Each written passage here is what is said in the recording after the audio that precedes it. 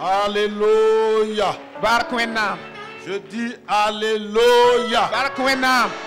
Gloire à notre triomphateur Jésus. Gloire au Seigneur des Seigneurs.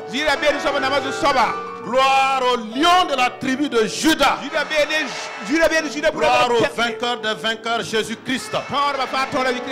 Amen, amen, amen. Avant de t'asseoir, nous allons prier. Excellent Père de grâce, nous tenons en ta présence ce matin, dans ta maison, entre frères et sœurs. Nous bénissons pour ta présence ici. C'est elle qui justifie notre présence. Merci pour tout. À présent, nous voulons écouter ta parole. Nous exposons à ta grâce que nos cœurs soient saisis par cette parole ce matin. Et que dans cette salle, tout soit soumis à la parole. Que tout ce qui va résister à la parole soit brisé au nom de Jésus. Que toute force qui va s'élever soit paralysé au nom de Jésus. Que toute opposition soit cassée au nom de Jésus-Christ. Que l'esprit de grâce soit libre dans cette salle ce matin. Et qu'il se meuve à droite, à gauche. Et partout et jusqu'au dehors. Pour manifester et témoigner la gloire de Jésus-Christ. Dis Amen avec moi. Et assieds-toi dans sa présence. Amen. Je vous salue tous au nom de notre Seigneur et Sauveur Jésus-Christ. Je n'oublie pas ceux qui nous suivent à la télévision. Et je voudrais vous demander de lever les mains, nous allons les saluer. Voilà, nous vous aimons. Vous qui nous suivez à la télévision, également sur le net, vous qui faites l'amabilité de nous suivre. Que le Seigneur bénisse votre écoute ce matin. Je vous salue également au nom de nos parents spirituels. Ces merveilleux parents spirituels que Dieu nous a donnés, qui sont d'excellents indicateurs de comment il faut marcher dans la vie victorieuse. Je suis content d'eux parce que ils nous amènent directement à Christ. Amen. Si vous êtes content comme moi de ce qu'ils sont pour nous, acclamons le Seigneur pour eux ce matin.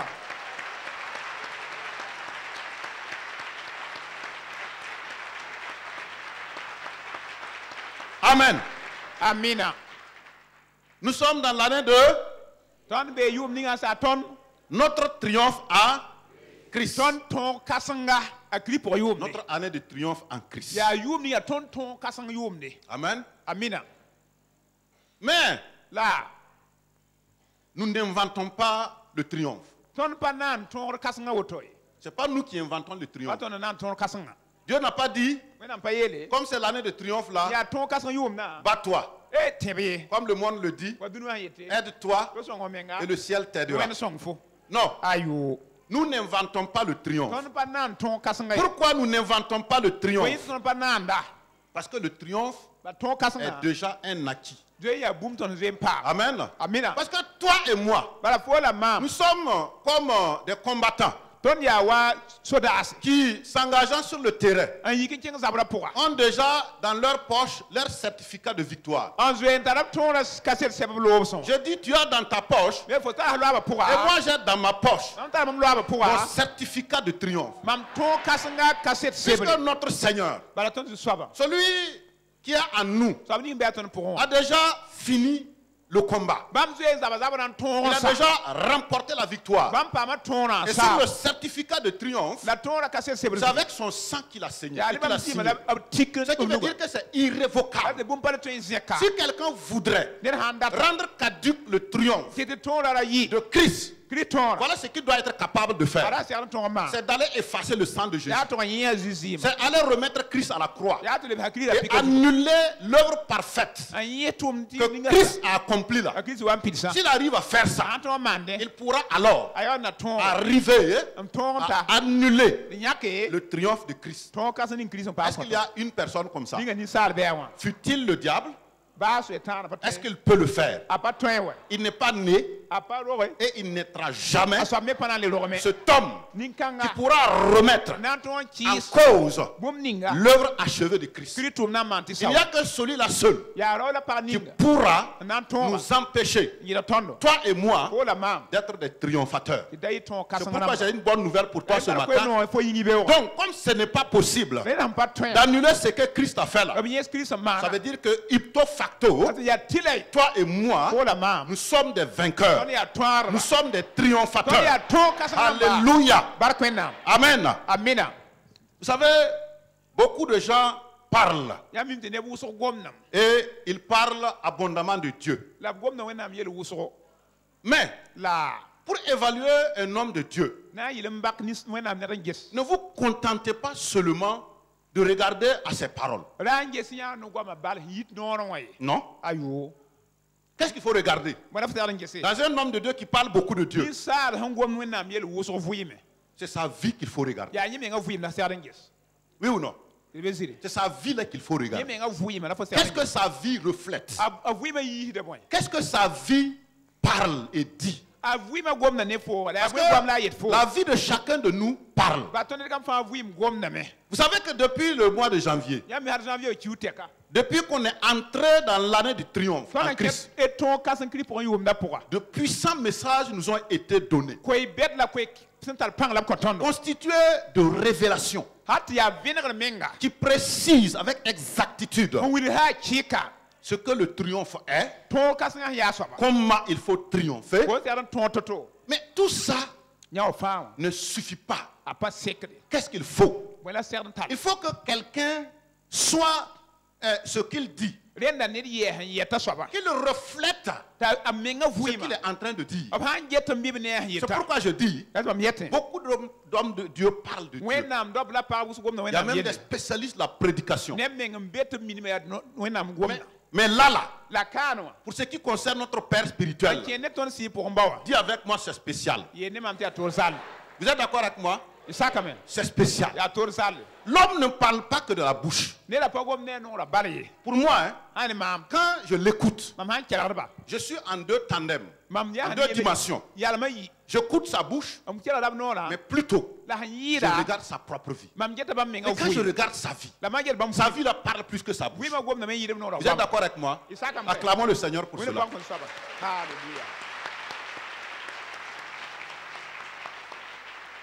Sa vie parle plus que sa bouche. Et il doit en être ainsi de nous. Tel père, tel fils. Ma vie et ta vie doit parler plus que nos paroles. Malheureusement, c'est le contraire qu'on voit souvent. On parle. Mais quand vous grattez, il n'y a pas grand chose. Un grand homme de ce monde, un philosophe, il dit, si les paroles convainquent, l'exemple entraîne. Notre Père est un merveilleux exemple. Notre Père spirituel est un modèle de marche victorieuse en Christ. Un homme accompli en Christ. Un homme dont la crainte de Dieu ne se fait d'aucune allusion. Un homme qui craint Dieu. Si vous voulez comprendre ça, essayez d'aller le voir et de critiquer quelqu'un d'autre. Allez le voir. Dites papa bonjour. Moi je suis venu. Dans l'église là c'est pas normal. Le pasteur Oumarou là, vraiment il est mauvais. Ce qui va vous arriver, vous l'aurez cherché.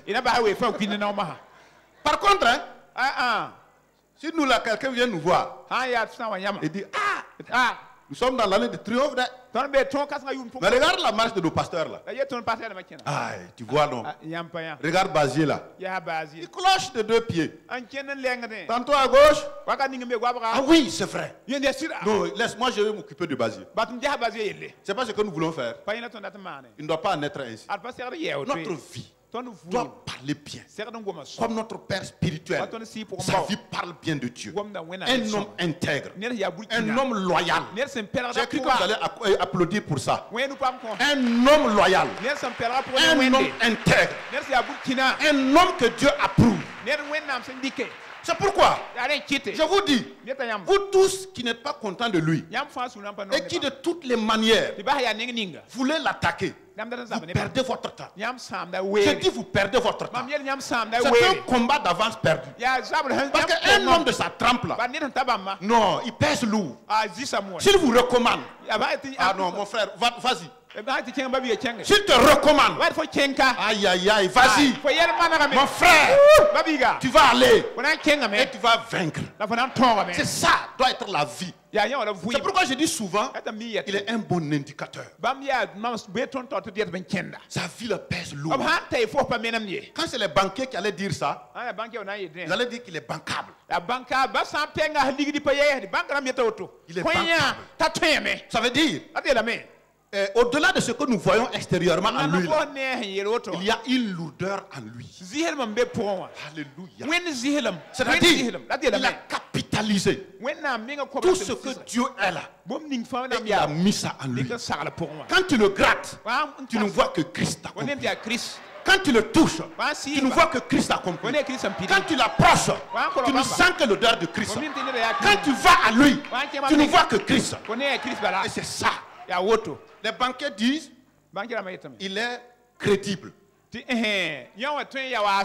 dire il a du crédit. Vous savez, il ne suffit pas d'avoir son compte dans une prestigieuse banque. Beaucoup de gens se vantent d'avoir un compte dans les plus prestigieuses banques de la place. C'est pas suffisant. Ouvrir son compte à la banque, c'est facile. Mais créditer son compte, c'est ça qui est plus important. Mon frère, crédite ton compte ce matin. Crédite ton compte. Sois lourd de Dieu. Quand on te pèse, tu n'es pas léger. Tu es lourd de Dieu. Quand on te gratte, tu n'es pas vide. Tu es rempli de Dieu. Quand on te touche, quand on tape, les barriques vides font du bruit. Mais quand on te tape, ça doit faire et Christ résonne à l'intérieur. Ouvrez, imaginez que vous ouvriez votre compte à une banque. Fut-elle la plus grande banque, la plus prestigieuse de la place? Si vous ne créditez pas quotidiennement, vous ne faites pas de mouvements bancaires, financiers. Vous avez juste ouvert. Vous croisez les bras. Vous racontez partout aux gens. Oui, moi j'ai ouvert un compte. Hein. Vous savez, telle banque là, c'est une banque spéciale. C'est bon. Mais tu as combien là-bas? J'ai 62 000 francs. Depuis combien de temps tu as ouvert ta banque? Et ton compte? Mais depuis 12 ans. 12 ans. Et toi, tu n'as que 62 000. Aïe. Mon frère, ton ouverture de compte à cette banque-là, aïe, tu es avec les grands, dans la banque des grands, mais tu es petit dans la banque des grands. C'est la description de la vie chrétienne. Nous sommes tous inscrits et ouverts nos comptes à une banque. La banque du ciel. Mais mon frère, ma soeur, si on ouvre ton compte ce matin, heureusement que les comptes en banque ne sont jamais publiés. Il y a 2 personnes qui sont au courant du compte que tu as ouvert. Il y a le directeur général de la banque, bon, ceux qui travaillent à la banque, et il y a toi. De la même façon, notre vie chrétienne là, c'est que nous sommes à l'intérieur. Il n'y a que toi et moi seul. Toi et Dieu seul. Tu savais ce qu'il y a dedans. Les gens ne savent pas. C'est ce que toi tu parles là que les gens regardent. Mais est-ce que entre ce que tu parles et ce que tu dis là c'est bon? Est-ce que entre ce que tu as à la banque là et ce que toi tu racontes aux gens là, en montrant ton compte, en montrant ton livret ton chéquier, est-ce que vraiment il y a quelque chose? L'important là c'est pas le carnet. L'important là c'est pas la banque là. L'important là c'est ton crédit à la banque. L'important ce matin c'est ton crédit en Dieu. Quand Dieu te regarde, qu'est-ce qu'il voit? Hein? Qu'est-ce qui se passe? Quel est le mouvement que tu fais de ton compte? Alors donc, il ne s'agit pas d'être chrétien. D'ailleurs, c'est très facile. Ou bien? On ne perd pas de l'argent. Non, on ne perd pas de l'argent. Être chrétien, c'est très facile. Il suffit d'écouter la parole de Dieu, de laisser son cœur fléchir, de baisser sa tête et d'inviter Jésus à entrer dans sa vie. Très facile. Tout à fait comme ouvrir un compte à une banque. Quelques dizaines de milliers de francs. Et les caissiers t'accueillent. Et puis une photo, quelque chose. Et tu as ouvert ton compte. Tout le monde peut le faire. Mais c'est la lourdeur du compte qui fait la différence. La lourdeur du compte. Pose-toi la question ce matin. Quelle est la lourdeur, la valeur, la capacité, la bancabilité de ton compte avec Dieu? C'est ce que ce matin, je voudrais que nous partagions ensemble. En d'autres termes, le crédit là, qui te rend lourd en Dieu là. Moi j'appelle ça être agréable à Dieu. Est-ce que tu es agréable à Dieu? C'est pourquoi notre titre ce matin, être agréable à Dieu, un secret du triomphe. J'ai dit tout de suite que quand notre père spirituel te recommande, il ne faut même pas avoir peur. Vous savez ça? Même en France. Si aujourd'hui là, il prend le téléphone, il appelle quelqu'un en France, il dit à mon fils là qui vient, il est déjà à l'aéroport, ce qui va se préparer pour attendre ce fils là est à la hauteur de la lourdeur de notre Père spirituel. C'est vrai ou c'est faux? Il est recommandable. Alors être agréable à Christ, agréable à Dieu, c'est quoi? C'est ce que je voulais voir avec vous ce matin. Voilà. Être agréable à Dieu, un secret du triomphe. Vous êtes tous d'accord avec moi que le triomphe, on ne le voit pas. Non. Vous ne pouvez pas voir un homme comme ça, dehors là, et dire lui là, il triomphe. Vous êtes d'accord avec moi? Oui, parce que beaucoup se comportent en triomphateur. Comme d'ailleurs la Bible dit, tel homme paraît riche, mais en réalité, c'est la pauvreté qui est derrière lui. Les habits ne font pas le moine. Ne regardez pas mon brodé ce matin pour dire cet homme-là, il doit être un grand quelqu'un. Nul n'est non avenu. C'est pas comme ça que les choses se passent. L'extérieur trahit l'intérieur. Il n'y a que quelques exceptions où des gens s'arrangent pour que leur intérieur et leur extérieur soient en symbiose. C'est tout ce que Christ nous demande. Être agréable à Dieu. C'est ça le secret du triomphe. C'est ça qui amène un homme à peser lourd quand Dieu le regarde.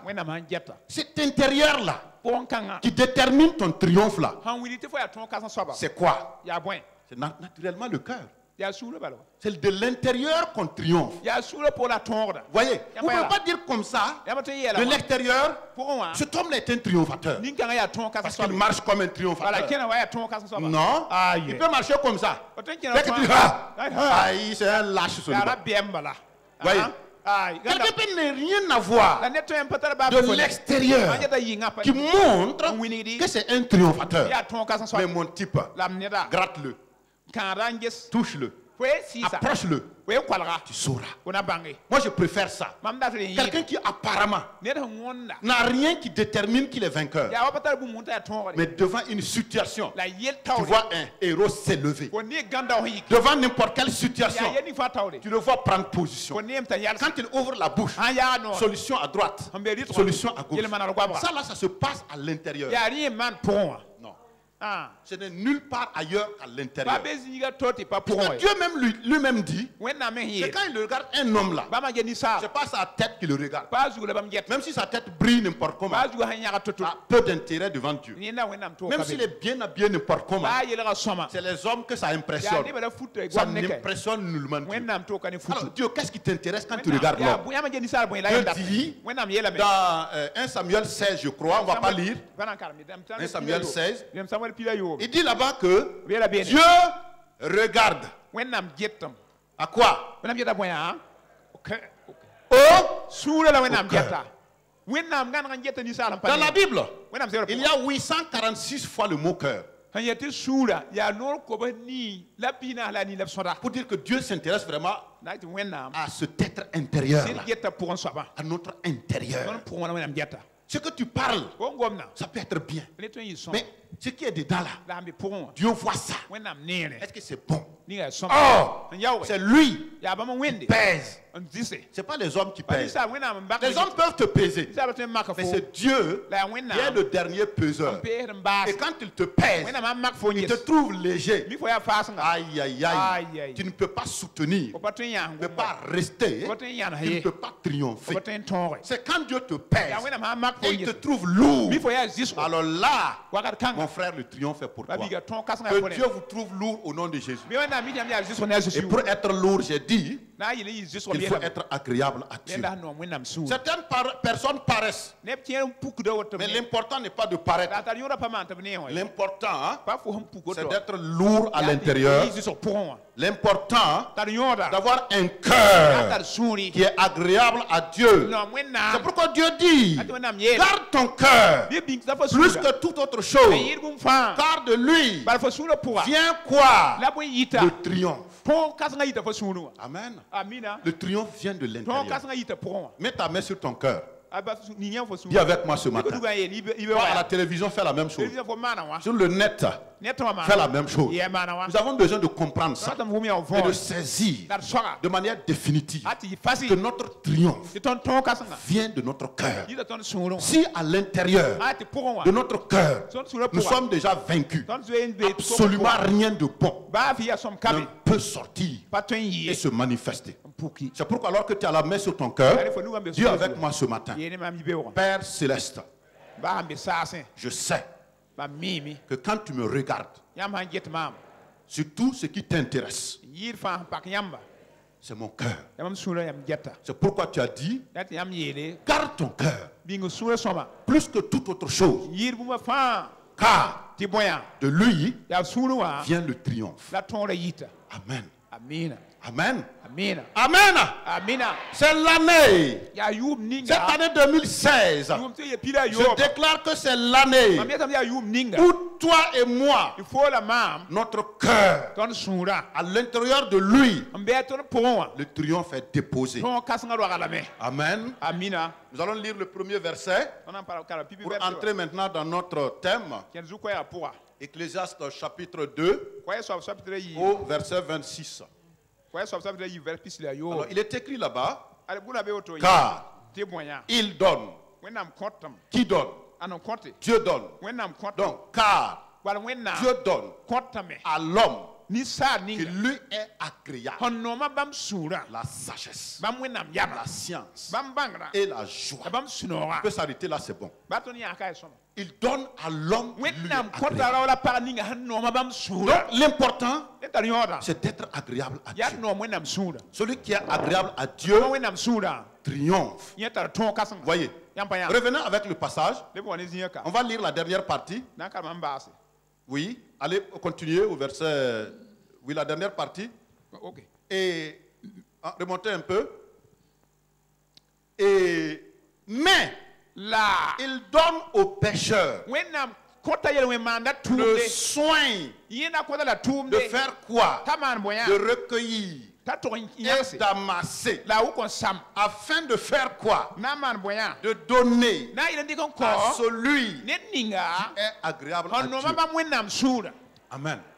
Regardez deux bénéfices ici. Quand tu es agréable à Dieu, Dieu te donne la sagesse, il te donne la science, la joie. Alors ce sont les clés de la vie comme ça.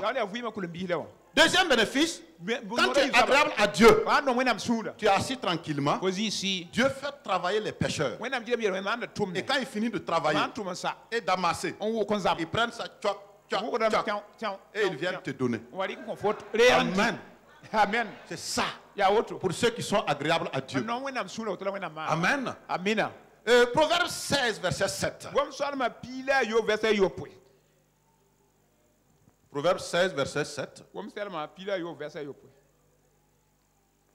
Quand l'Éternel approuve les voies d'un homme, il dispose favorablement à son égard, même ses ennemis.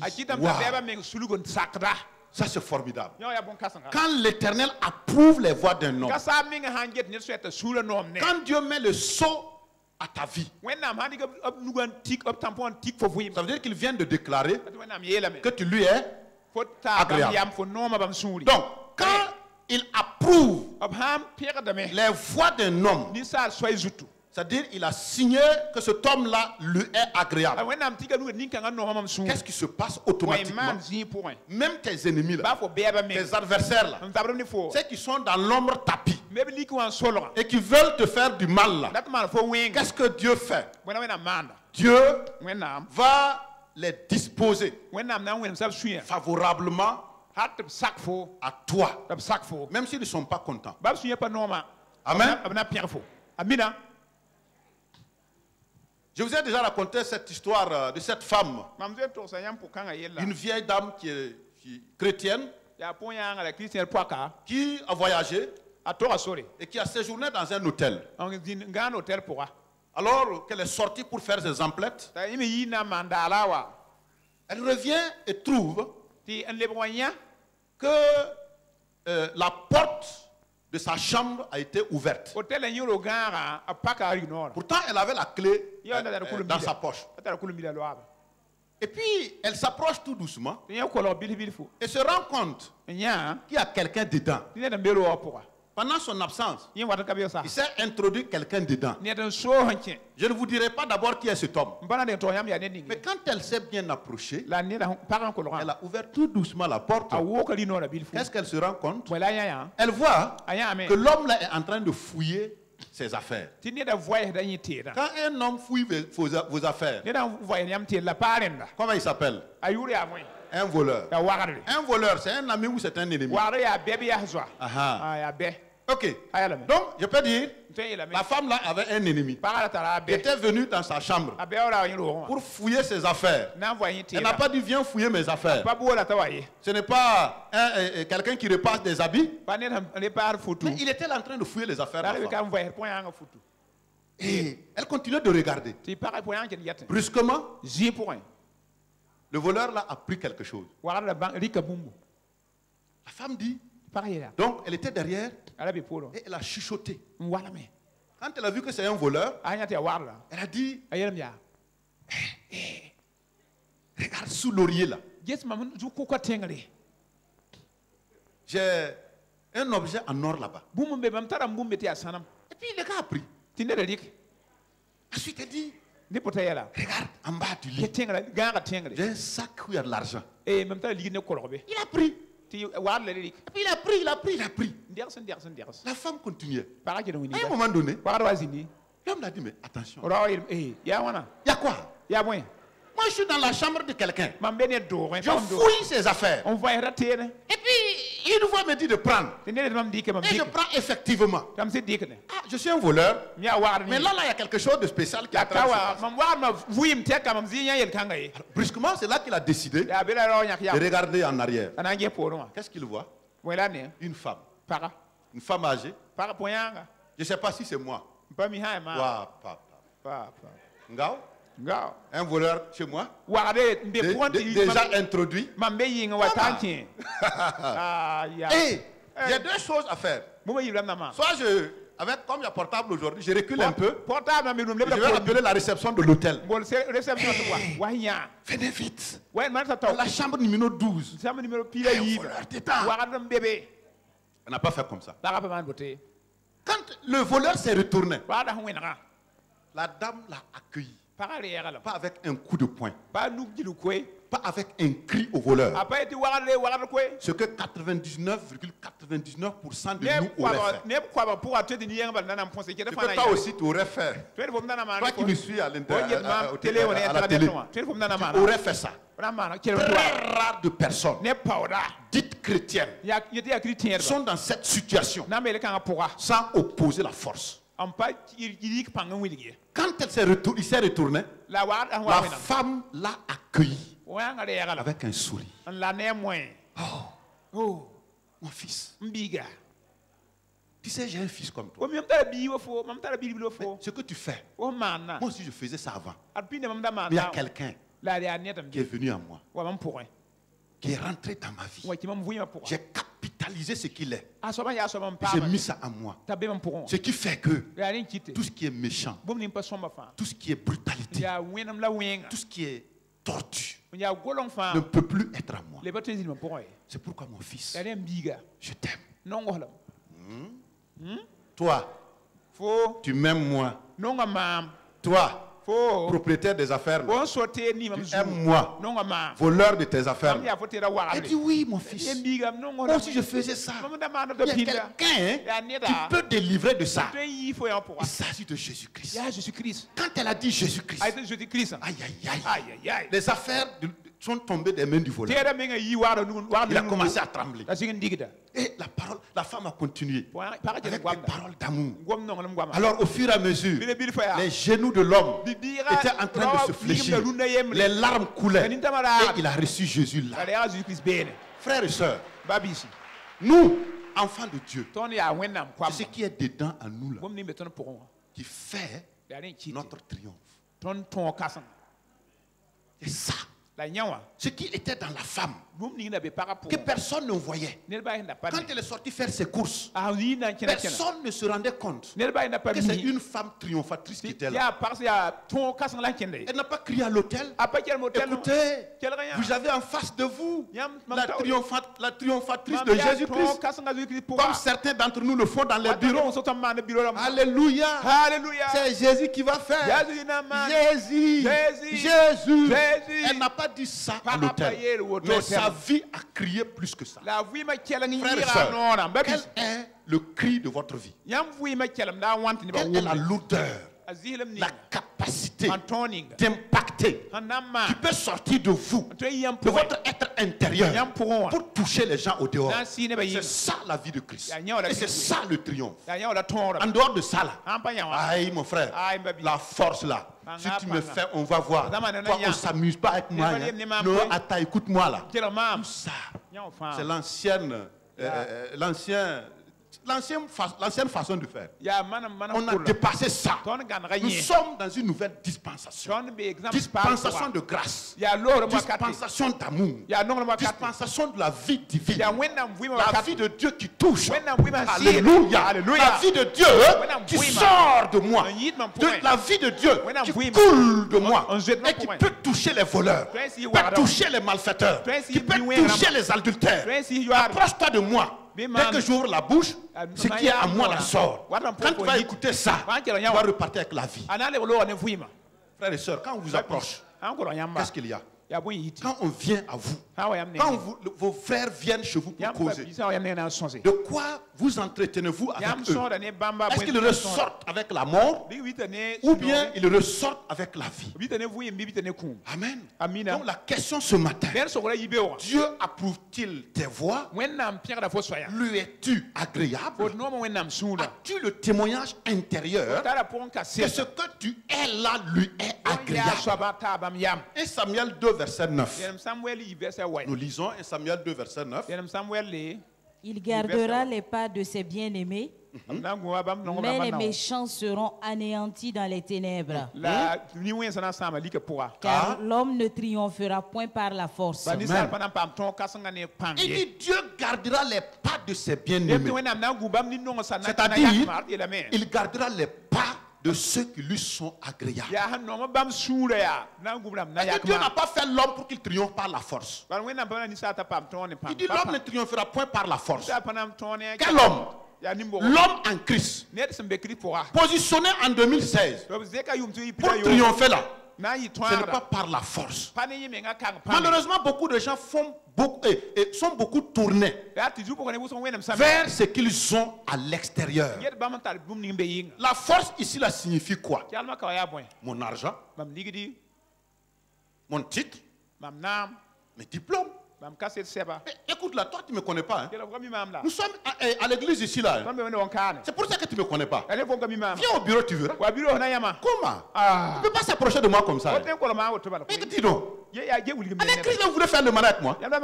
Attention là. Moi je suis un grand quelqu'un. Ça n'a pas de valeur. C'est pas ça qui donne le triomphe. Tu comptes le nombre de tes comptes bancaires. Tu comptes la valeur de tes actions en banque ou je ne sais pas où. Je ne dis pas que ce n'est pas bien. Mais ce n'est pas ça qui fait triompher le chrétien. Vous êtes silencieux. Mais moi je croyais que comme j'ai l'argent, à l'église on doit me respecter là. Et puis c'est moi qu'on doit positionner. Aïe, les choses là, qu'est-ce qu'ils ont là-bas? Non, il n'a même pas une belle voiture. Mais regarde-moi. En 2 ans j'ai changé de voiture. Quand Dieu regarde ça, il ne voit rien. Dieu dit ça, ça m'intéresse pas. L'homme ne triomphera pas par la force. Si c'est pas par la force, Dieu c'est quoi? Dieu dit, sois-moi agréable. Tu n'as pas de voiture. Si tu es agréable à moi, tu es triomphateur. Tu n'as pas de maison. Hein? Tu es peut-être dans un célibatorium. Les gens ne te voient même pas. Ce n'est pas un problème. Fais tout pour être agréable à moi seulement. Mais Dieu, je n'ai même pas le certificat. Mais est-ce que mon fils avait le certificat? Ah, c'est toi qui as signé le certificat de Jésus. Ah, oh,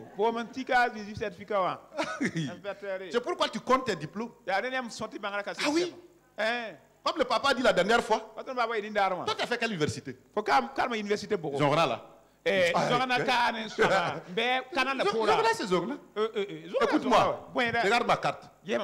Docteur. En phytosanitaire. De Paris 8. Paris 8. Paris 4. Paris 4. Paris 6. Paris 6. Regarde-moi. Je continue à la Harvard. Je suis allé en Angleterre. J'ai fait toutes les grandes universités. Maman, l'université bête à Zorna. Zorna n'a même pas franchi la frontière. Zorna, Canan la Pora. Comment on a aïe, Kabbalah. Dieu dit, garde tes diplômes là. Hey, c'est bon. Mais quand il s'agit de triompher là, ce dont j'ai parlé cette année là, sois seulement agréable.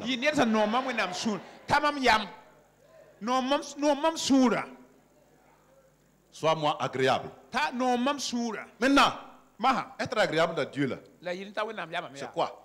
Parce que si je ne vais pas loin, il risque de m'avoir. Tu dis agréable, c'est quoi? Jésus lui-même dit, dans Jean 8, verset 29, celui qui m'a envoyé est avec moi. Il ne m'a pas laissé seul. Pourquoi? Parce que je fais toujours. Dites avec moi toujours ce qui lui est agréable. Voilà. Si tu veux savoir comment Jésus a triomphé, voilà, il nous livre son secret ici. Parce que lui, Jésus là, bien qu'il soit fils de Dieu là, il ne fait pas à sa tête.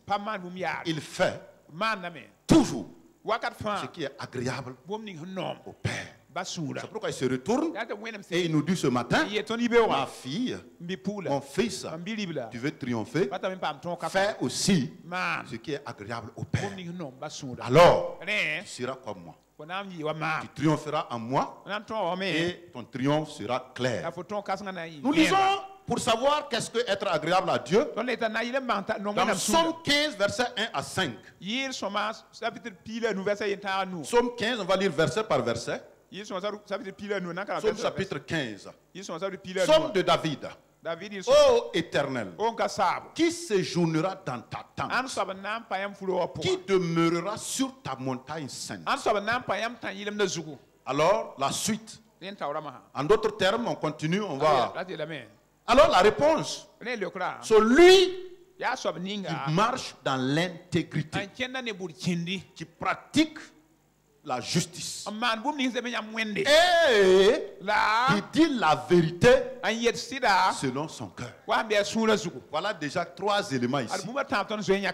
Marcher dans l'intégrité, pratiquer la justice et dire la vérité selon son cœur. Toutes ces choses-là, notre Père spirituel nous les a expliquées. Ça fait même l'objet de plusieurs messages. Continuons au verset 3. Il ne calomnie point avec sa langue. Il ne fait point de mal à son semblable. Et il ne rejette point l'opprobre sur son prochain. 3 choses encore. Revenez s'il vous plaît. Non. Verset 3.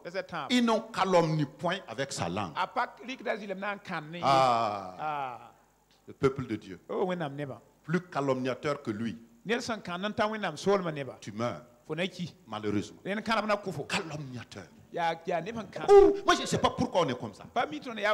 On dirait qu'on est forcé de parler de ça. Pourtant, on n'y est pas obligé. Calomnier. Ah, tu sais, un tel a fait comme ça. Un tel a dit que c'est toi qui as dit que c'est comme ça. Moi, j'ai horreur. Vraiment, qu'on m'appelle au sujet d'une calomnie. Il n'y a rien qui humilie l'homme que quand, à la suite d'un quiproquo, on t'appelle. On a dit que c'est toi qui as dit comme ça. Bon, il n'y a rien de plus humiliant. Le Seigneur nous dit, si tu veux être agréable à moi, ne calomnie pas avec ta langue. Arrête. Si ce matin, c'était ça son travail, comme d'ailleurs c'est le cas, moi je le dis clairement, moi j'ai pas peur. Parce qu'on l'entend, quand vous voyez 3 frères assis, mon frère, après avoir parlé des pasteurs, ils sautent au diacre. Après avoir fini avec les diacres, c'est maintenant les autres chrétiens. Est-ce que vous pouvez, vous pensez, avec ça là, vous pouvez aller loin? Vous venez de parler de quelqu'un. Oh, il est comme ça. Oh, il est ceci. Et brusquement, vous venez à l'église. Vous voulez prier ensemble avec cette personne. Est-ce que vous croyez que réellement Dieu va avoir le plaisir d'être au milieu de vous? Honnêtement, non. Soyons logiques. Mais nous faisons ça quand même. Quand vous voyez 3 personnes chrétiennes assises, c'est rare qu'elles parlent des hauts faits de Dieu. Ce qui fait plaisir à la chair, c'est dénigrer quelqu'un. Vous avez vu le pasteur là ce matin? Parce qu'il a mis un habit brodé. Tu vois, toi tu n'as pas regardé la parole là. C'est ce que moi je fais avec mon habit là qui t'intéresse. Tu ne peux pas aller loin. L'homme ne dépasse jamais ses paroles. C'est que votre bouche dit pipi. Vous ne pouvez jamais dépasser ça. Donc faites très attention, frère. Dieu ne nous a pas mis ensemble pour que nous nous dénigrons. Jamais. Il nous a mis ensemble pour que nous nous entretenions, nous nous encouragions, nous puissions nous exhorter, nous puissions nous fortifier les uns les autres. Qu'est-ce qui est bon si ce n'est que d'encourager mon frère? Qu'est-ce qui est bon si ce n'est que d'ouvrir ma bouche pour dire des biens de mon frère? Et je voudrais vous dire, chassez ceux qui viennent pour critiquer les pasteurs. Ils ont déjà enterré leur propre vie. Et maintenant, ils veulent aussi vous aider à enterrer la vôtre. Est-ce qu'on ne va pas les chasser? Chassons les frères qui calomnient là. Chassons-les. Un secret. Quand il vient, faites comme le papa. Moi j'ai déjà essayé. Non, Tranquille, je ne suis pas allé te critiquer. J'ai voulu juste parler de quelqu'un d'autre. Il y a plusieurs années en arrière. La façon dont il m'a détourné. J'ai dit, hein? Ah, donc avec lui, on ne peut pas parler de quelqu'un.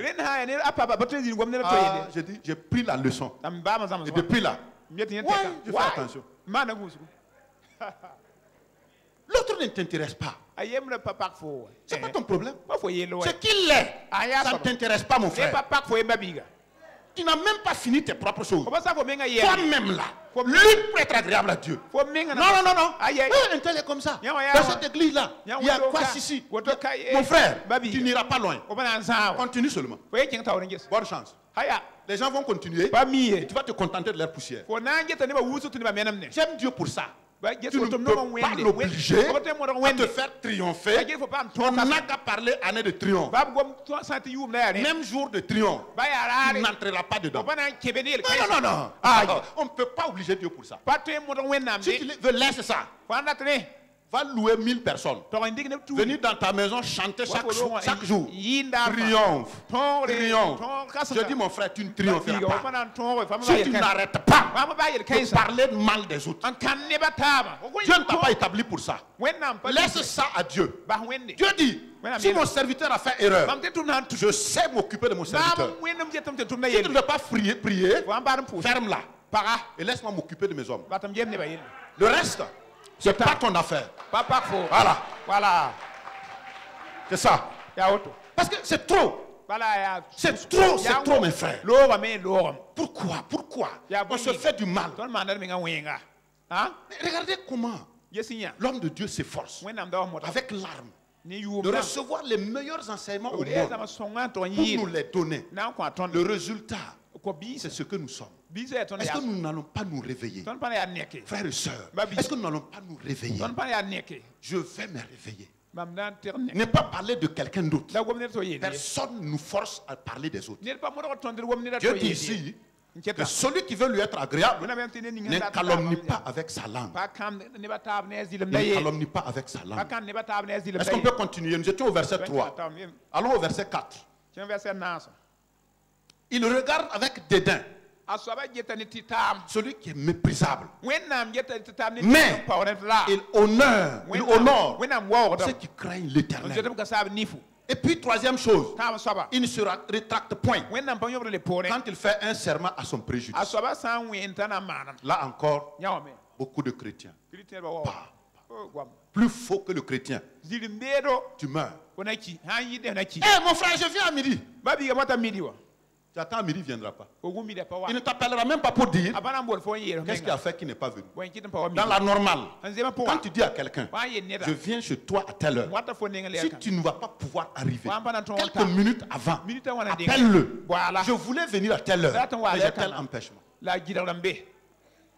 Ça, c'est quelqu'un qui veut être agréable. Mais on est comme tous entrés dans un cycle de demi-vérité. Oui, je vais prier pour toi. Il ne va même pas prier. C'est pourquoi moi je ne dis jamais à quelqu'un que je vais prier pour lui. Non, je ne vais pas mentir. Ah non, Dieu n'a pas dit de me dire de prier pour toi. Toi aussi tu as une bouche, non? Dieu n'est pas ton oncle là. C'est ton papa. Allons ensemble à lui. Mon frère, priez pour moi. Non, avec la grâce de Dieu, on va prier. Et puis on se donne de fausses consolations. Le gars marche, tu sais que c'est pas bien. Tu dis non, ça va aller, mon frère. Deuxième menteur. Dis-lui, mon frère. Change cette façon de faire. Si tu ne changes pas là, tu n'iras pas loin. Au lieu de dire ça là, la plupart du temps, c'est ceux-là même qui dénigrent l'église. Qui souvent même abandonnent cette assemblée-là. Que certains frères vont s'asseoir avec pour parler. Quelqu'un qui dénigre votre père spirituel, qui dénigre vos pasteurs, avec lui vous allez vous asseoir pour cancatiner. Et vous revenez à l'église. Donc vous croyez que Dieu ne voit pas tout ça? Il ne voit pas, hein? Et vous allez dire Alléluia. Oh Dieu. Et c'est les mêmes qui ont des belles formules de prière. Quand on le dit de prier, quoi? Oh Dieu. Dieu d'Abraham. Oh Shai. Dieu n'est pas impressionné par ça. Dieu est impressionné par une vie secrète, cachée, qui lui est agréable. Même si tu ne dis pas à personne, même si quelqu'un ne te voit pas, Dieu dans le secret est content de toi.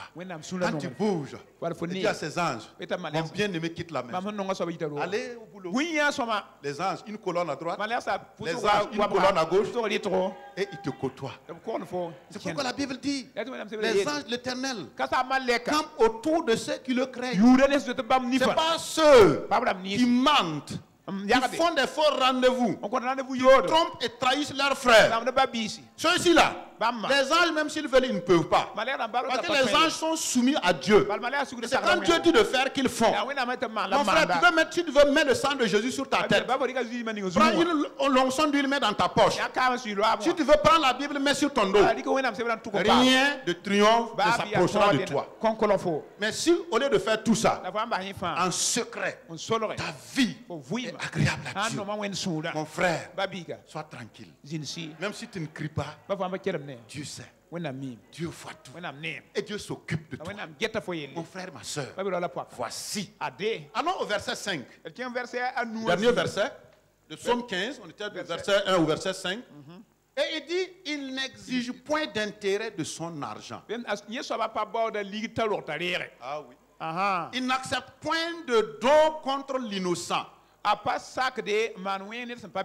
Et maintenant, il termine. Celui qui se conduit. On continue. Et de cette façon-là, est agréable à Dieu et il ne chancelle jamais. Alléluia. Amen. Puisses-tu pendant cette année de triomphe, il faut que tu prennes toi-même les décisions. Tu ne dois plus continuer de marcher comme en 2015. Les petits comportements inutiles et mesquins, les petites jalousies inutiles, ça doit cesser entre nous.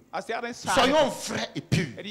Quand je parle de mon frère, quand je ris, ça doit être un vrai rire, pas un rire hypocrite. Je viens de parler de lui, mais quand je le vois maintenant, je suis ma bouche. Attention.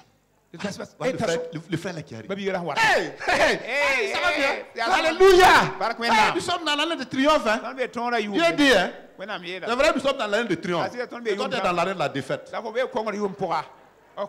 Que Dieu nous aide au nom de Jésus. Est-ce que tu es là ce matin? Psaume 24, versets 3 et 4.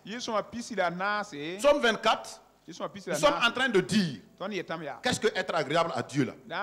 Il dit ici, qui pourra monter à la montagne de l'Éternel, qui se lèvera jusqu'à son lieu saint. Ça veut dire tout simplement, qui pourra, et par sa bonne conduite, sa bonne vie agréable à Dieu, pouvoir venir se tenir dans la présence de Dieu et s'élever jusqu'à son lieu saint et devenir quelqu'un qui cause avec Dieu.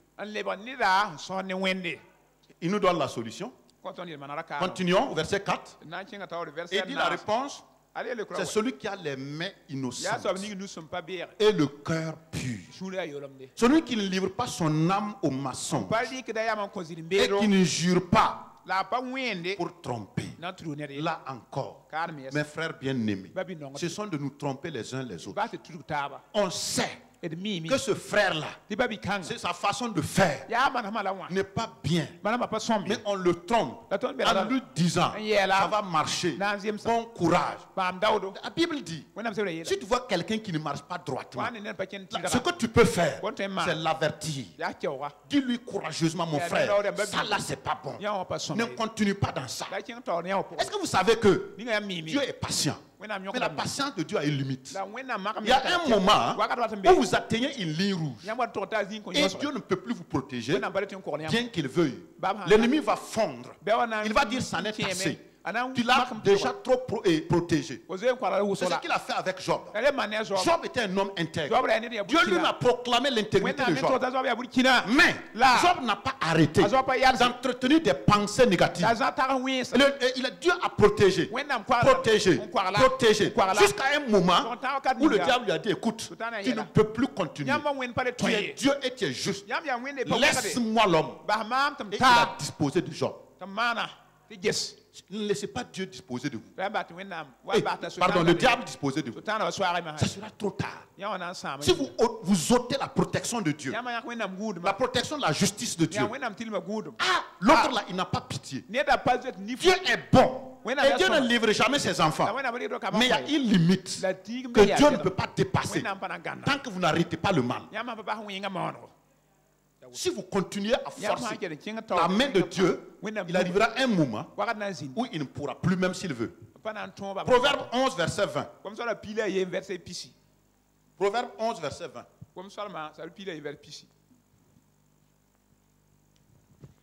Ceux qui ont le cœur pervers sont en abomination à l'Éternel.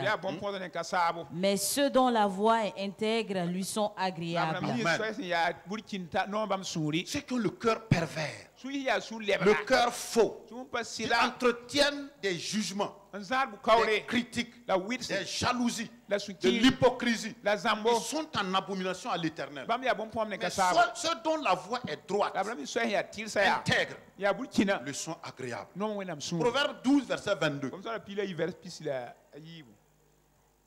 Les lèvres fausses sont en horreur à l'Éternel.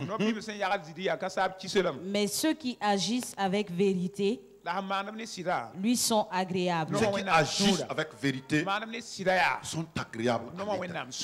Acte 10, verset 35. Je suis en train de vous dire, être agréable à Dieu, là, c'est quoi? Acte 10, verset 35. Mais quand toute nation, celui qui le craint et qui pratique la justice lui est agréable. En toute nation, partout, dans quelque église que ce soit, dans quelle partie du Burkina ou que ce soit, dans n'importe quelle partie du monde, Dieu ne fait exception de personne. C'est celui qui le craint, qui pratique la justice, qui sera taxé d'agréable. Alors ce matin, mon frère, ma soeur, est-ce que tu es décidé? Est-ce que tu veux réellement être appelé agréable de Dieu? Ce sont tout ce qui ne lui est pas agréable. Parce qu'il y a un danger à ça. 1 Corinthiens 10, verset 5. Il y a un danger de ne pas être agréable à Dieu. 1 Corinthiens 10, verset 5. Mais la plupart d'entre eux ne furent point agréables à Dieu. Et la conséquence, ils ont tous péri dans le désert. Veux-tu périr dans le désert? Sois agréable à Dieu. Si tu ne veux pas, du moins périr dans le désert. Verset 2. Or, c'est le verset 6 du moins. Or, ces choses sont arrivées pour nous servir d'exemple, afin que nous n'ayons pas de mauvais désirs, comme ils en ont eu. Donc, tout ça, ça a été écrit. Nous lisons ces choses. Être désagréable à Dieu est dangereux. Mais nous continuons d'en faire à notre tête. Par ma voix, Dieu t'avertit et m'avertit ce matin. Il dit avoir des mauvais désirs, de critiquer les frères et les sœurs, de les jalouser, d'être hypocrite envers eux. Ça amène à la perte de ta vie. Continuons avec... donc, il y a un danger quand on est désagréable à Dieu. Ne devenez point idolâtre. Comme quelques-uns d'entre eux, le peuple s'assit pour manger et pour boire. Puis ils se levèrent pour se divertir. Verset 8. Mais ne nous livrons point à l'impudicité, comme quelques-uns de s'y livraient, de sorte qu'il en tomba 23 000 en un seul jour. L'impudicité. Comme on ne parle pas de ça régulièrement dans les églises, j'ai comme l'impression que les chrétiens en ont fait un jeu favori. C'est dangereux, hein? Mes frères, même dans cette assemblée, il y a tellement... C'est-à-dire, ça c'est piquer l'œil de Dieu, quoi. Dieu t'a donné une femme. Ta femme là ne te suffit pas. Il faut que toi, tu sortes avec les sœurs de l'assemblée. Donc, comme Dieu est patient, certains croient que non. Moi, je fais ça, mais voilà. Je continue mes affaires, même continue. Je viens même d'être promu au dernier conseil du ministère. La Bible dit que si le méchant grandit, tu peux être pris dans un piège. Continue seulement. Non, continue dans ton impudicité là. Mon frère, du courage. Si faire du mal au cœur de Dieu te donne quelque chose, continue. Sinon Dieu dit ce matin, je te dis que l'impudicité ne lui est pas agréable. Tu touches la femme de ton prochain, ou une fille de l'assemblée qui n'est pas encore mariée, tu es en train de piquer l'œil de Dieu. Et de dire à Dieu que toi tu t'en fous. Mon frère, même si tes affaires marchent jusqu'à présent, la Bible dit que celui qui mérite d'être repris et qui raidit le coup sera brisé subitement et sans remède. Avant que ce ne soit trop tard, arrêtons ces choses. Je vous dis, frères et sœurs, il n'y a pas d'obligation de faire le mal dans ça. J'ai une femme. La femme me suffit. C'est pourquoi Dieu a disposé que tu aies une femme. Il t'a donné sa fille. Pourquoi tu veux gâter les filles des autres? Quand tu es marié, tu sais que tu ne vas plus marier une fille. Mais tu vas coucher avec elle. Tu cherches quoi? Et tu viens à l'église. Dieu t'a pardonné une fois, une deuxième fois, une troisième fois. Tu veux maintenant te foutre de Dieu. Dire qu'il ne voit pas. Dire qu'il ne sait pas. Dire qu'il n'est pas au courant. Tu continues. Mon frère, il y en a qui ont continué comme ça. Ça n'a pas été facile pour eux. Samson a fait ça. Dieu lui a fait honneur. Il a donné son onction. Avec une mâchoire d'âne fraîche, Samson pulvérise 800 Philistins. Il lance la mâchoire et 800 personnes tombent du coup. Ah oui. Il dit non, je suis loin de l'Éternel. Ah oui, comment? Moi j'ai l'onction là. Et puis, il couche avec la prostituée. Dieu parle à son cœur. Mon fils Samson, ne fais pas ça, c'est pas bon. Non. Mais Dieu continue d'agir là. Quand les gens veulent lui parler, mais mon frère, tu vois pas? Mes affaires prospèrent là. Affaire Samson et fils prospère. Qu'est-ce que tu veux? Si Dieu n'était pas content, pourquoi fait-il prospérer mes affaires? Mais mon frère, laisse-moi te dire, les païens prospèrent. Les affaires des païens prospèrent. Sont-ils agréables à Dieu? Ils ne sont pas agréables à Dieu. Il y a des gens qui ont des milliards, ils ne sont pas agréables à Dieu. Et leur argent sont une pourriture devant Dieu. Mais toi, tu es l'enfant de Dieu. Tu viens dans la maison de Dieu. Tu écoutes les paroles de Papa Karambili. L'homme dont la vie te parle. L'homme dont la vie t'enseigne. Tu laisses tout ça. Tu vas te coucher avec d'autres femmes. Mon frère, ta ruine est déjà arrêtée. C'est enregistré. Hein? Je dis ta ruine est arrêtée. Si tu fais semblant, Dieu est au courant. Je ne sais pas comment quelqu'un peut être assez. Et puis les filles là. Comment moi je vais prendre ma vie précieuse que Jésus a lavé là, que Jésus a sanctifié là, aller donner à un homme. Il n'a qu'à être un diacre. Il n'a qu'à être un pasteur. Je refuse. Je vais lui dire, écoute, tu es un homme de Dieu, non? On vous a appris comme ça à salir les gens. Ne te fous pas de moi. Il y a quoi? Dis-lui ça. Il y a un diacre ici. Un jour, il a couru une fille. Il y a longtemps, c'est pas maintenant. Ne regardez pas les diacres à côté. C'est il y a longtemps.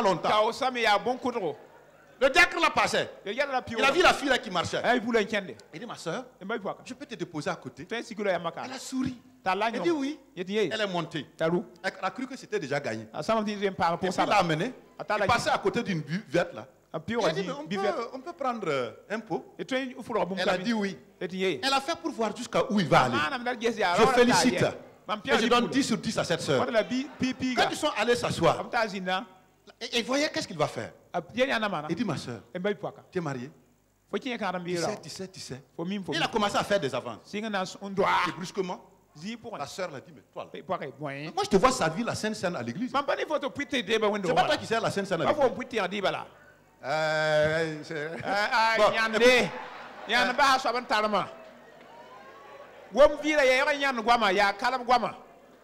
Ayez peur de Dieu. Craignons Dieu. Craignons-le. S'il ne nous abandonne pas, ne crevons pas ses yeux en poussant l'outre-cuistant notre méchanceté. S'il vous plaît, arrêtez ça. Arrêtez ça. Les sœurs, ne vous livrez pas. Une femme qui veut un foyer sérieux, construire une vie à la gloire de Dieu, elle ne livre pas son corps à n'importe quel filou. Moi j'appelle ça filou. Des filous qui veulent coucher avec les femmes des autres au hasard. Ça c'est quoi ça? Laissez tomber ça là. Pourquoi? Dieu t'a donné sa fille. Au lieu de l'honorer, de rester avec elle, tu l'abandonnes, tu la feintes, tu sors et tu continues. Depuis des années, Dieu t'avertit. Aujourd'hui, si tu continues, tu as une ligne rouge devant toi. Si tu franchis la ligne rouge, là, ok, tu as un diacre dans une église. Un diacre que tout le monde apprécie.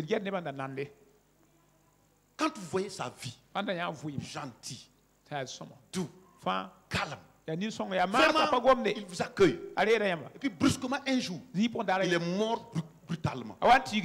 Toute l'église était prosternée. On dit mais était consterné, pardon. Merci. Tout le monde était attristé. Ils ont dit mais Dieu, pourquoi tu fais ça? Il y en a parmi nous qui faisons insulter Dieu à cause de notre conduite. Et puis la pauvre veuve a pleuré jusqu'à ses larmes sont finies. Et puis quelques jours après, il avait une maison de prière devant sa porte que lui seul pouvait accéder. De son vivant, il a interdit à quiconque d'entrer. Sa femme a dit, comme il est mort maintenant, cassons la maison là. Et qu'est-ce qu'on a vu? Une poupée à la taille humaine. Quand lui rentre pour prier là, il se souillait avec la poupée là.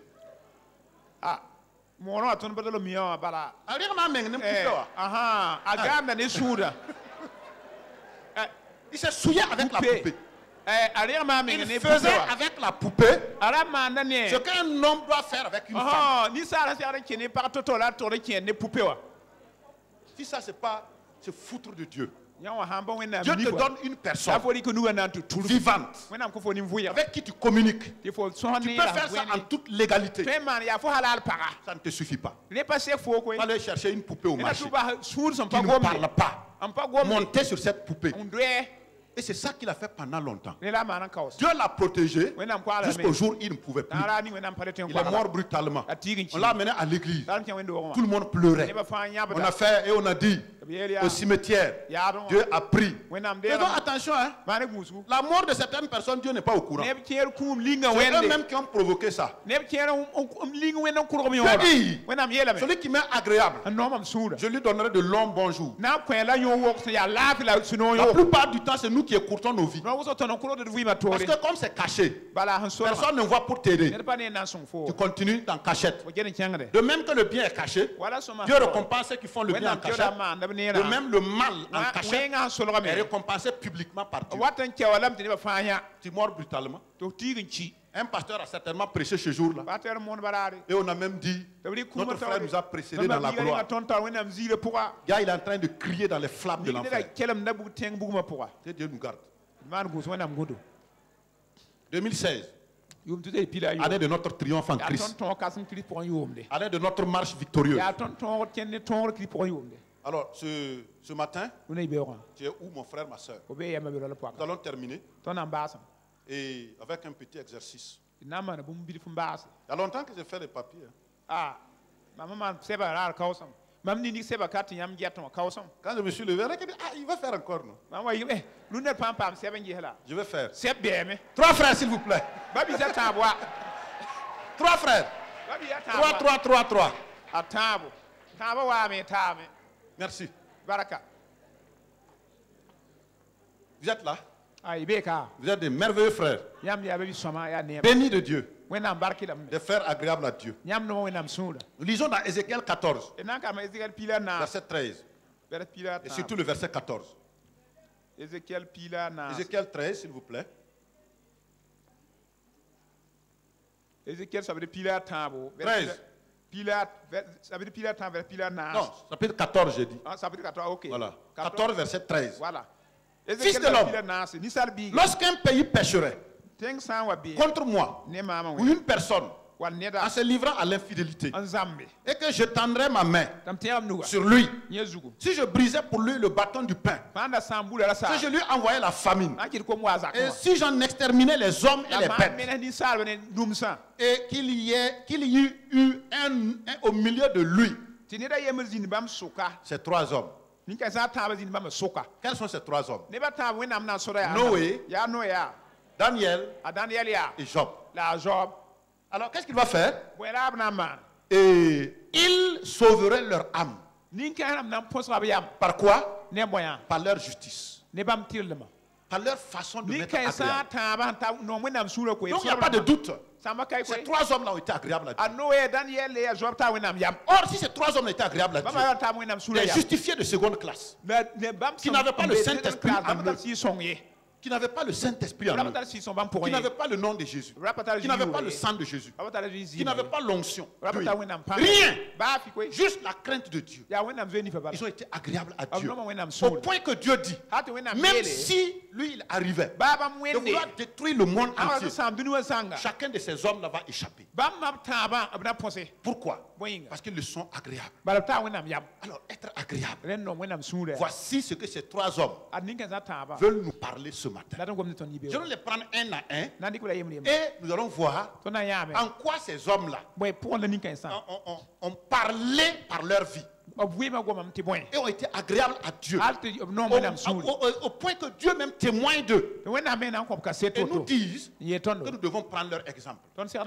Alors le premier c'est qui? Le premier c'est Noé. Et Noé, on va voir son histoire. Tiens comme ça mon frère. Tu vas nous parler de Noé. Tu peux avoir un micro s'il vous plaît? Micro. Merci. Voilà, donnez-lui. Alors, Noé, on voit l'histoire de Noé où? Quand Dieu vous dit, les 3 hommes là ont fait ci, ça, ils sont agréables à moi. Cherchons à savoir qu'est-ce que ces 3 hommes là ont fait. Et nous allons dans Genèse 6, verset 9. Vas-y, lis doucement. Voici la postérité de Noé. Noé était un homme juste et intègre dans son temps. Noé marchait avec Dieu. Amen. Ah oui. Donc, Dieu, donc c'est pour ça que tu as dit que s'il est parmi les 3 là, même si la pire des catastrophes arrivait, il va s'en sortir. Ça veut dire que quoi? Noé était un homme juste et intègre dans son temps. Cette assertion est très importante. Dans son temps. Ah oui. Et ça veut dire quoi? Chaque mot qu'on utilise est très important. Noé était intègre et juste dans son temps. Tout le monde sait comment Noé a construit l'arche sur les instructions de Dieu. Ça n'a pas été facile. Les exégètes de la Bible ont dit qu'il a fait au moins 100 ans là-dessus. Vous croyez que les 100 ans là, ça a été facile pour lui? Les gens se sont moqués de lui. Toi, tu dis qu'il y aura une pluie. Or, à cette époque, il ne pleuvait jamais. Les gens se levaient le matin et ils voyaient la rosée qui sortait de terre et qui arrosait leur culture. Et lui, il vient dire, frères et sœurs, changeons de vie. Si notre Dieu n'est pas content, il va faire pleuvoir de l'eau sous forme de déluge. Pendant 10 ans, ça ne vient pas. 30 ans, ça ne vient pas. 40 ans, ça ne vient pas. C'est comme ça que Dieu fait. Il est patient. Et l'Ecclésiaste dit, parce que la sentence contre une mauvaise action ne s'exécute pas promptement. L'impie croit que Dieu a peu souci du crime. En d'autres termes, comme Dieu ne fait pas rapidement venir la sanction, les gens croient que aïe. Moi je couche avec les femmes, mais rien. Je viens d'obtenir un gros marché là. Ça n'a pas de rapport. Alors, donc on va laisser Noé nous parler. Donc Noé était un homme intègre, juste, et il marchait avec Dieu. Dieu était content de Noé, malgré ce qu'il il vivait dans un environnement terrible. Les gens se moquaient de lui. Les gens ont dit, regarde, un vieux loup. Depuis quand tu as vu le feu descendre du ciel, l'eau descendre du ciel? Non, le gars là, il doit être top top quoi. L'âge là, il y a raison du vieux là.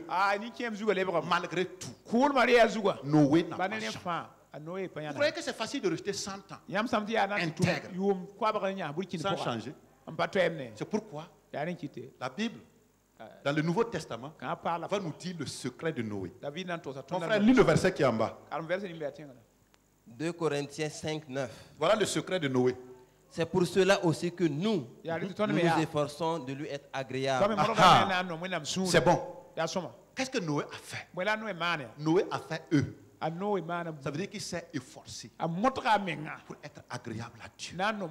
Parce que c'était trop fort. La pression grandissait jour après jour, décennie après décennie. Vous croyez pas? Il y a des gens même certainement qui ont fait délégation. Le maire de la ville, les psychologues sont venus le voir. Mon vieux, arrête ton affaire là. Depuis que nous sommes nés, tu as déjà vu l'eau qui descend d'en haut? Noé dit, Dieu, c'est toi qui m'as dit, je ne céderai pas, je ne laisserai pas, je n'abandonnerai pas. Qu'est-ce qu'il a fait? Il s'est efforcé. S'efforcer, ça veut dire maintenir sa position d'être agréable à Dieu malgré tout. Voilà le secret qui a fait que Dieu s'est réjoui de ce que Noé lui a été agréable. Et il a dit que si Noé est dans une circonstance de destruction, il va échapper. Et c'est là qu'il a fait échapper. Le déluge est venu, c'est le seul avec sa femme et ses 3 enfants et leurs 3 femmes qui ont échappé au déluge. Mon frère, veux-tu être agréable à Dieu dans ce monde agressif, dans ce monde pressif, dans ce monde qui ne fait pas de cadeaux aux chrétiens? Il faut que le chrétien s'efforce. Efforce-toi d'être agréable à Dieu. C'est ce que Noé a fait. Et c'est là le premier s'efforcer. Dis avec moi, s'efforcer. Je m'efforcerai, quoi qu'il advienne, d'être agréable à Dieu. Amen. On va passer au deuxième. Le deuxième, c'est qui? C'est qui? Daniel. Daniel, tu vas nous parler de quoi? Lui aussi, c'est eux. Daniel dit, comme mon grand frère Noé a fait eux, moi aussi je fais eux. Mais comme ce n'est pas la même époque, comme son eux ne sera pas mon eux. Mon frère, vas-y. On trouve son histoire dans où? Daniel 6, verset 9. Daniel 6, verset 9. Alors les chefs et les satrapes cherchaient une occasion d'accuser Daniel en ce qui concernait les affaires du royaume. Mais ils ne purent trouver aucune occasion ni aucune chose à reprendre parce qu'il était fidèle et qu'on n'a persévéré chez lui ni faute ni rien de mauvais. Lui, elle est différente du de son grand frère. Est-ce que c'était une autre époque? À l'époque de Daniel, qui s'est passé? Dans un premier temps, on voulait les nourrir avec la nourriture du roi. Aujourd'hui, il y a beaucoup de nourriture. Nourriture spirituelle. Il y en a partout à gauche, droite. Les grands hommes avec des pancartes. Ah oui, les marques vont marcher. Les paralytiques vont sauter. Tu vois, il n'y a même pas une fourmi qui sort de sa maison. Et c'est ça que les gens du pays aiment. Moi, je ne laisse pas du riz gras pour aller manger du gangré. Dieu vous a fait honneur. Nous a donné l'homme de son cœur qui nous parle à notre dimension. Non seulement sa bouche, aussi son cœur et la vie nous parlent. Non. Il nous a dit depuis plusieurs années. Même des grands ici courent pour aller chercher ailleurs. Cette tentation a été avec Daniel. Daniel a dit, moi, je ne mange pas n'importe quelle nourriture. Après ça, quand il faut adorer la statue au temps de Babylone, les choses de Nebuchadnezzar. Et dis-moi, on n'adore pas statue. Nous adorons à Dieu. Donc chaque fois qu'il propose quelque chose, qu'est-ce que Daniel va faire? Il va nous dire ce secret du verset qui est en bas. Éphésiens 5, verset 10 et 11. Ça c'est le secret de Daniel. Daniel, comment tu as fait pour faire ton et rester agréable à Dieu? Allons-y, Éphésiens 5. Examinez ce qui est agréable au Seigneur. Voilà. Frère de pays, Voilà ce que j'ai fait pour être agréable à Dieu. C'est toujours devant chaque proposition. Examiner. Dites avec moi examiner. Qu'est-ce que ça veut dire examiner? C'est faire la part des choses. S'asseoir, réfléchir. Prendre parti de ce qui est bien et laisser ce qui est mal. Examiner. Voilà le secret de Daniel. Devant n'importe quelle situation, Daniel examinait. C'est pourquoi son le même s'efforce. Son époque, ce n'est plus l'effort, mais c'est l'examen. Mon frère, ma soeur, examine ce qui est agréable. Dans toute chose, cherche. Là, Dieu est dedans. J'aime ça. Là, on n'est pas dedans. Je ne fais pas ça. Ça, il a sauvé Daniel. On fait tout. Jusqu'à il faut prier. Daniel dit en réfléchissant bien, Dieu, si tu es avec Dieu, il ne peut pas t'empêcher de prier. Il ouvre sa fenêtre, il prie 3 fois par jour. Toi déjà là, ton père menace. Et dis-toi là, si tu te vois encore Karambi, ça va t'entendre. Et puis paf, tu coupes, tu balles. Il faut aller, examine. Dans chaque proposition qu'on te fait, ce qui tu plais à Dieu, fais ça. C'est le secret de Daniel. Donc, et eux là, ça veut dire examiner. Le nom de Daniel là même signifie quoi, mon frère? Dieu est mon juge. Dieu est mon juge. Chaque fois que les choses arrivent, Daniel dit, toi tu dis de faire ça là, mais c'est toi qui es mon juge. C'est Dieu qui est mon juge. Je ne vais pas, je vais faire ce qui plaît à Dieu plutôt que ce qui te plaît. C'est pourquoi les hommes, les filles vous proposent des choses. Si les gars dans une église et ils te proposent, mon frère viens coucher, on va demander pardon.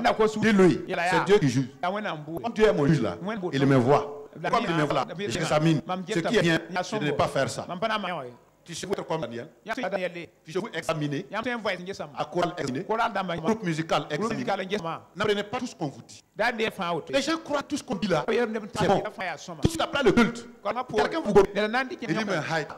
À votre de c'est comme dire. Qu'est-ce que vous a pompé encore aujourd'hui? Oh non, il n'est pas là. Le petit là qui a encore zibé ici. Et toi, tu pars ton cœur triste. Tu acceptes des choses là. Examine. Fais ce qui est bon à Dieu. Fais ce qui est bon à Dieu. Quand tu fais ce qui est agréable à Dieu, Dieu est avec toi. Quelles que soient les circonstances, tu vas passer. Sinon, si tu n'examines pas, tu cours à gauche à droite, tu fais tout ce qu'on te dit, tu ne pourras pas être agréable à Dieu. Quand les choses vont arriver, tu ne pourras pas vaincre. Année de triomphe, année d'examen. Merci Daniel pour ton conseil. Noé, ça veut dire quoi? Passe-lui le micro. J'avais oublié ça. Noé est synonyme de repos au sein de la perversion généralisée. Repos. Malgré que c'était difficile, il se forçait. Ce n'est pas avec sa force. Il se forçait dans le repos de Dieu. Quand il sait que Dieu est vrai, Noé était dans le repos. C'est pourquoi son nom était repos, au milieu de toute pression. Daniel signifie Dieu est mon juge, parce qu'il se référait toujours à Dieu, il faisait ce qui est agréable à Dieu, et examinait ce qui est agréable à Dieu. Terminons avec le dernier homme. Le dernier homme, voilà. C'est qui? Job. On trouve l'histoire de Job où? Job 1, verset 1. Il y avait dans le pays d'Uz un homme qui s'appelait Job. Et cet homme était intègre et droit. Il craignait Dieu et se détournait du mal. Job signifie quoi? Persécuté. Ça, c'est une autre époque. Avec d'autres réalités. Persécuté. Peut-être que tu es dans une persécution. La maladie te persécute. Tes frères, tes parents te persécutent. Tu es alors comme Job. Il faut faire comme Job a fait. Qu'est-ce que Job a fait? Mon frère, lis le verset en bas. Colossiens 1, 10. Pour marcher d'une manière digne du Seigneur et lui être entièrement agréable. Entièrement agréable. Il est dit dans l'histoire de Job, dans tout ça, Job ne pécha point. Malgré tout notre environnement, malgré la persécution, les difficultés de la vie, mon frère, il ne faut pas céder. Il ne faut pas tomber dans le compromis ou dans la compromission. Beaucoup de frères ne sont plus dans leur position de victoire parce qu'ils sont dans le compromis et dans la compromission. Job malgré les épreuves, n'a pas fait de compromis ni de compromission. Resté égal à lui-même. Et Dieu l'a justifié. Il dit dans tout ça, Job ne pécha pas contre l'Éternel. Souvent, nous, on n'a même pas une pression comme Job. On dit si c'est comme ça, donc je vais faire, et après je vais demander pardon. Tu viens de signer ton arrêt, la limitation de ton triomphe. Dès que tu es rentré dans le compromis, arrêt de triomphe là, ce n'est plus pour toi. Donc lui aussi, c'est un troisième E. Mais Job dit clairement, je vais être entièrement agréable à Dieu. Entièrement. Entièrement agréable à Dieu. Voilà 3 E. Les jeunes la font souvent ça dans les campagnes de politique là. Quand quelqu'un dit hey, les jeunes répondent hey. C'est vrai ou c'est faux? On va essayer ensemble. Hey, on va pas bien faire. Hey, attention. Hey, les hommes hey, les femmes hey. Premier E, ça veut dire quoi? Efforce-toi d'être agréable à Dieu. Deuxième E, ça veut dire quoi? Examine ce qui est agréable à Dieu. Troisième E, ça veut dire quoi? Entièrement agréable à Dieu. Que le Seigneur vous bénisse ce matin. Au nom de Jésus-Christ. Le Seigneur vous bénisse. Amen. Lève-toi mon frère, ma soeur. Allons terminer par cette prière ce matin. Être agréable à Dieu, un secret de triomphe. Et je viens de te donner les 3 E. Efforce-toi, examine et sois entièrement agréable à Dieu. Dis avec moi ce matin. Père Céleste, merci pour cette année de triomphe. Je sais qu'il n'y a pas de triomphe sans défi. Devant chaque défi, je vais être conscient que je suis la justice de Dieu. Un justifié de première classe. C'est pourquoi cette année, devant chaque circonstance, je vais avancer avec le triomphe de Christ. Je comprends que je dois m'efforcer d'être agréable à Dieu. Et devant toute situation, je vais examiner ce qui est agréable à Dieu. Enfin, je prends l'engagement par ta grâce, la ferme décision d'être entièrement agréable à Dieu par mes pensées, par mes paroles, par mes actes, en tout temps et en toutes circonstances. Que le Seigneur vous bénisse. Sa grâce repose sur vous. Asseyez-vous dans sa présence. Au nom de Jésus. Amen. Amen.